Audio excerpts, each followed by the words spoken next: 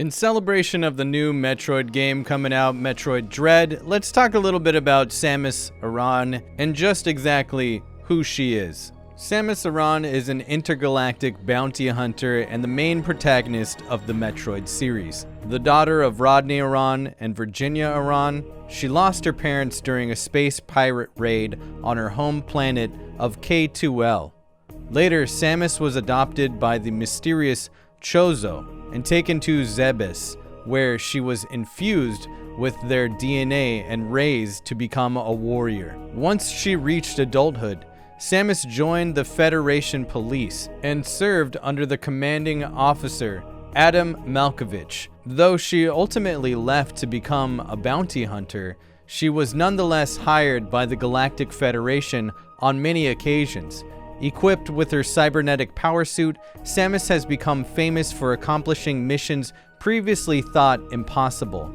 Her most renowned achievements are the destruction of the space pirates' base on Zebes, her role in ending the galactic Phazon crisis, her extermination of the Metroid species, and her disobedience of orders at the Biological Space Laboratories Research Station, where she chose to destroy the deadly X-Parasite rather than turn them over to the Galactic Federation. Samus broke ground early in the gaming world when she debuted in the 1986 game Metroid. Originally, players were under the impression that Samus was a male, as even the instruction booklets suggested this. However, completing Metroid in under 5 hours revealed Samus to be a young woman.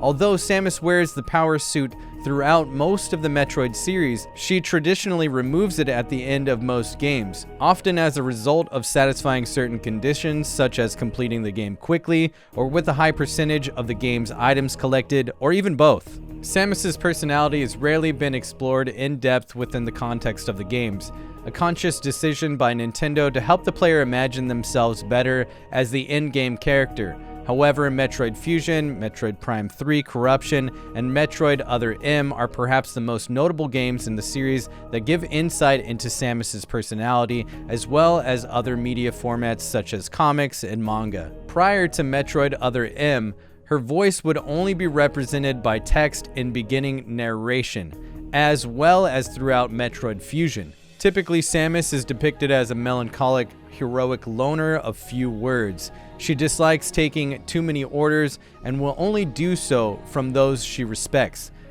She remains lonely and brooding in spite of her many accomplishments and seeks revenge against the space pirates, especially Ridley, who was personally responsible for the death of her mother. Despite her tragic origins, Samus has been shown to have unparalleled willpower and resourcefulness, succeeding where thousands have failed, and stopping at nothing to save the galaxy from any threat that may arise. Such is Samus's determination that she was even willing to sacrifice herself to prevent the spread of the body-snatching X-Parasites. Despite her reputation for destroying even the deadliest of foes, Samus is also known for her compassion, and has consistently stood up to secure the helpless and downtrodden. Two notable instances of this were when she volunteered to single-handedly save the Luminoth race from the brink of extinction, and when she helped innocent Idakuns and Adechira escape a self-destructing Zebes. In Metroid 2, Samus was also bonded with a Metroid who was born in front of her eyes and decided to spare it, possibly recalling her 3-year-old self during the attack on K2L.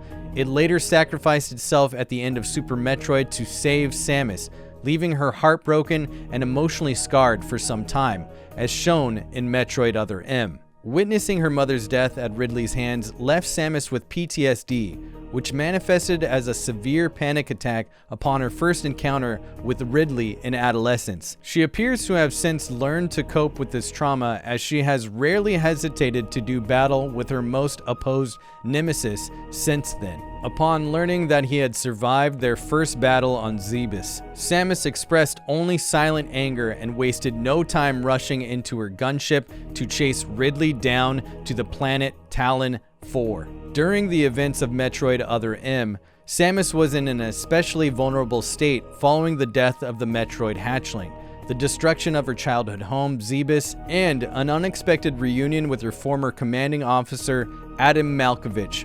Her behavior was more passive and less self-reliant, uncharacteristically dependent on Ahmad while joining him and the platoon in investigating the bottle ship. Desperate to prove she has overcome her own insecurities of feeling weak and delicate, Samus willingly placed herself back under Adam's command in an attempt to regain his trust. During an encounter with a cloned Ridley, she was faced with the facts she was not over her old insecurities after all, causing her to enter a state of shock, likely a relapsed PTSD attack. After this, she briefly relapsed into her headstrong rebellion of Adam, even believing Melissa Bergman's lies that he endorsed the bottle ship's bioweapons program, but upon gaining her final orders from Adam outside Sector 0, she completely regained her composure. Other M's depiction of Samus has garnered significant criticism for being perceived as inconsistent with her depictions in all other games, as well as the questionable implications of her submissive behavior and interactions with Adam throughout the game. Other M is the only time these traits have ever been observed. By the time of the events of Metroid Fusion, Samus is once again portrayed as self-reliant and strong-willed, if somewhat more introspective. Samus Aran's infusion with the Chozo DNA, as well as her warrior training since her childhood, has turned her into a superior athlete. Her training began at the age of 3 and continued up until she was 14 years old. As a result of the Chozo's influence, Samus is capable of running and jumping heights far past normal human ability, as well as surviving falls that would otherwise kill an ordinary human. Samus is also more adaptive to foreign alien environments that normal humans cannot survive in, such as the majority of Zebus and Elysia. The extent of Samus's training after she joined the Federation Police is currently unknown, but it is clear that the Federation has made one major augmentation to her abilities, her infusion with the Metroid DNA. This infusion was done in a last-ditch attempt to save her life after she was infected with the X parasites, and thus it was not completely known at the time what the side effects would be. As a result of the infusion, Samus gained immunity to X parasites, as well as the ability to absorb them for energy. However, she has also inherited the Metroid's crippling weakness to cold, though this disability was negated after she absorbed the essence of the SA-X, which was an X parasite mimicking Samus Aran's power suit. However, Samus does not seem to have inherited the Metroid's ability to float or to absorb bioenergy from life forms beyond the X parasites. It's awesome to see the Metroid saga continue, and I can't wait to see what unravels within the new Metroid Dread. Nintendo has been releasing Metroid Dread reports and has about 10 reports out already, which I'm interested to go over as I play the game that's coming out. I thought this was pretty fun to do a little deep dive into the history of Samus and Metroid. Let me know what your thoughts are on Metroid as a series and Samus as a character. I'm sure Miyamoto thinks she's so cool. I'll see y'all down in the comments section. Everybody take care. Later.